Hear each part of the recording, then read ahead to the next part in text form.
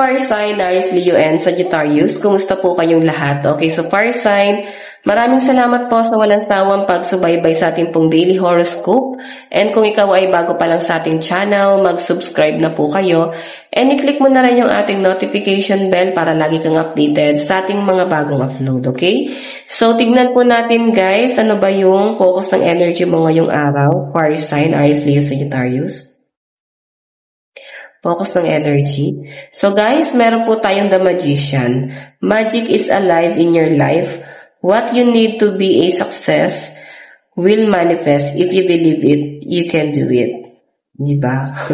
So, sa pinapakita sa akin dito, fire sign, kung meron kang hinihiling, or meron kang gustong mangyari, or sabi natin guys, minamanifest, magtiwala ka daw. Kasi talagang 100% mangyayari siya guys eh. Okay? And kung sa tingin mo guys, kumpiyansa ka sa sarili mo na makukuha mo yung bagay na yun, alagaan mo yung feelings na yan, makukuha at makukuha mo yan. Kasi nakikita ko sa inyo guys, malakas ang tiwala mo sa sarili mo. Okay? So, magtiwala ka sa kakayahan mo and huwag kang mawawala ng pag-asa. Wait nga guys, parang mas maganda pang nakaganito siya. Or ganito na lang. Ito na lang, no? Okay?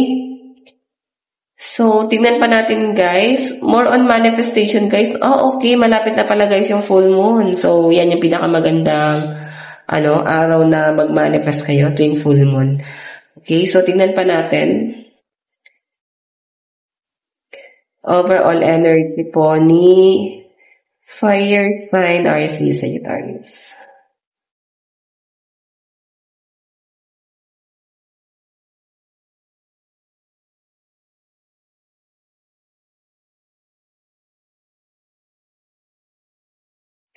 Meron po tayong Novice of Raindrops.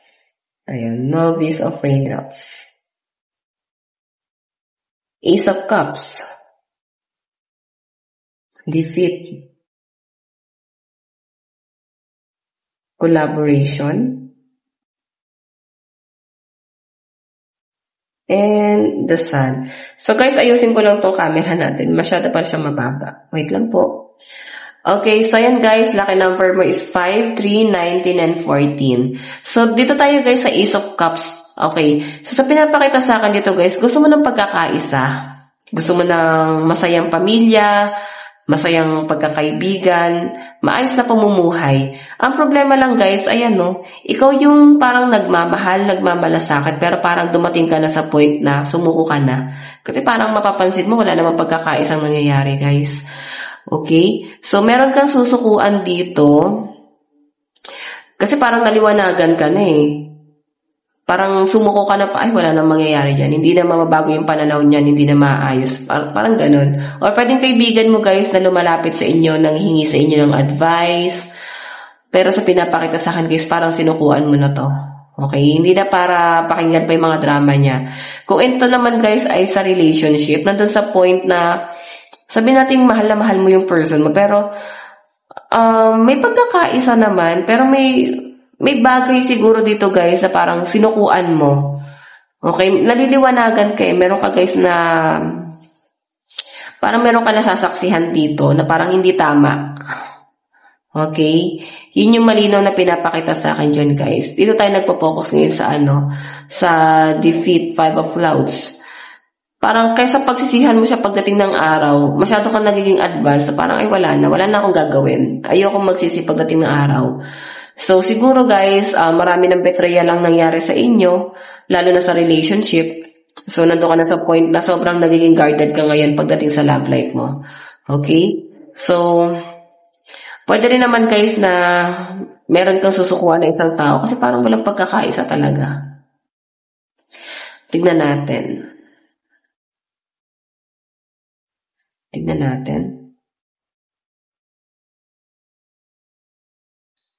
Meron tayong Queen of Cups.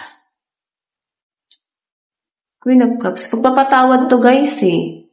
Siguro meron ng energy na parang humupa na yung tensyon. Parang meron ka na pinatawad dito or napatawad ka na nila. Yun yung pinapakita sa akin dyan guys. Okay? Tignan pa natin. Kung sino man guys itong pinatawad mo na to, I think wala nang samaan ng loob. Meron tayong 5 of Cups. Regret pa rin guys, so parang nauulit lang yung card.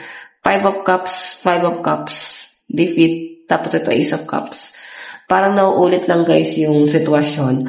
So, I think, far side, matindi talaga yung pagsisisi mo ngayon. Okay, pero binabalance mo yung energy kung ano ba talaga yung tama. May pinagsisihan ka ngayon or meron kang pinagsisisihan sa dati. So siguro parehas lang guys, mabigat sa kalooban mo. Pwedeng opportunity, pwede sa trabaho, tas pinili mo guys is hindi ka guys kampante.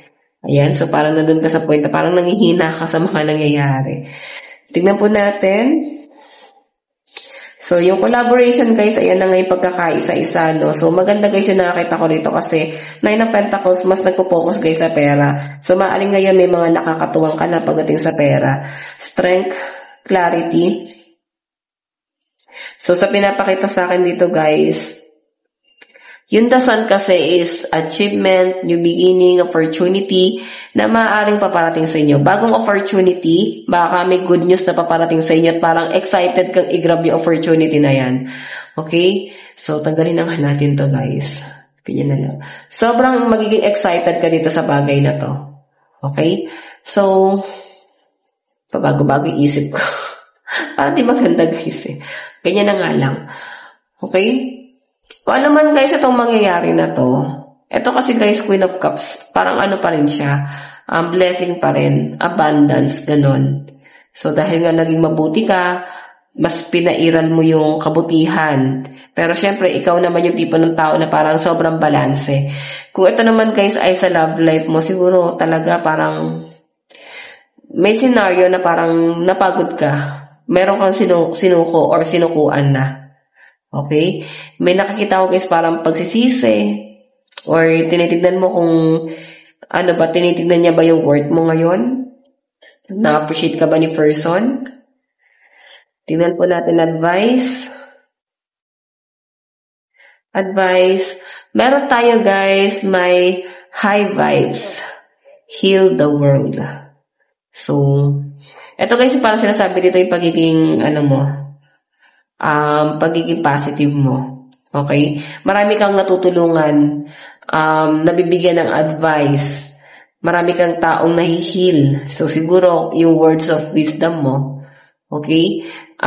Nakakapagbigay ng good vibes sa ibang tao. Yung energy mo, guys, lahat ng nilidikitan mo siguro, guys, is parang naliliwanagan, pwede rin naman guys na nagiging positive or siniswerte sila sa buhay. Iba kasi talaga yung vibes na dala-dala mo, okay? So far sign, na ito lang po ang inyong reading. Bukas po ulit. God bless and love you. Bye-bye!